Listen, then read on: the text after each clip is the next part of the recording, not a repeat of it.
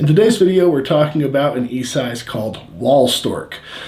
This exercise might look like it's fairly easy, but if you have the postural problems that it's designed to correct, you're probably going to find that it can be difficult to hold this pose for an extended period of time. The instructions for wall stork are really simple. The only equipment you need is a wall and a bench, a chair, an ottoman, something that is the right height for you. Now, what is that right height for you? Let's look into that. So you can see when I put my left heel against the wall here, my right leg can go up onto this bench. Now, I want to make sure that my hips and my knees are at the same height, meaning that my upper leg is parallel to the ground, and I want to make sure that the bench is far enough away, or close enough away, that my ankles are underneath my knees. Now this bench is a little bit too far away because if I draw a line down from my knees, my ankle is too far forward. So let's move this bench back towards me a little bit, like that. And there we go. That's a perfect position. Now let's talk about feet before we get too much into this. I need to make sure that the line between my middle toes is pointing straight ahead. Not my big toe pointing straight ahead. That will leave my foot slightly everted.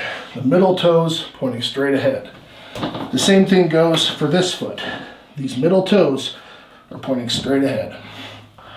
Now, the rest of this exercise is simple. I just have to make sure that I keep my knees hip width apart, along with my feet hip width apart.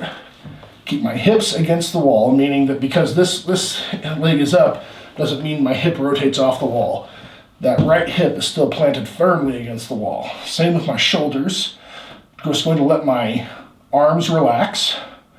And now I am just letting my head sit in a natural position. For me, I can get against the wall, no problem. But I guarantee you when I first started doing these types of exercises, my head was hanging pretty far forward. It takes some time, but if you're persistent, you'll be able to get that head back naturally. If your head is forward, I don't want you forcing it back. Meaning, look, if you're just starting and your neck is really far forward, you're gonna have to look up. I'm looking up at the ceiling almost here. That's how I see a lot of people when they first start to do these. Let your head look naturally so that you can look straight ahead. I also don't want you having to do this type of thing where you're scrunching up your neck. It should be a natural position, wherever that is for you. Once you're here, you're just going to hold this position for usually 1 to 3 minutes. And you're going to do that on each leg.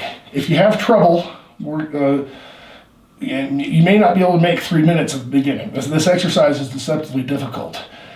We are stretching out this hip flexor quite a bit. All the weight is essentially on this left leg right now. And you might be surprised how difficult it can be for some people to hold this position for a good amount of time, especially keeping this left knee straight. We don't want to let that bend and start to let that knee get out of alignment. So we're keeping both sides up. And you're of course going to do this on both sides. One last note about bench height. If your bench is a little bit too low, or a chair, whatever it is, you can use like a rug or a towel, fold it up several times like this, and you can fine tune the bench height to get that knee just where you need it.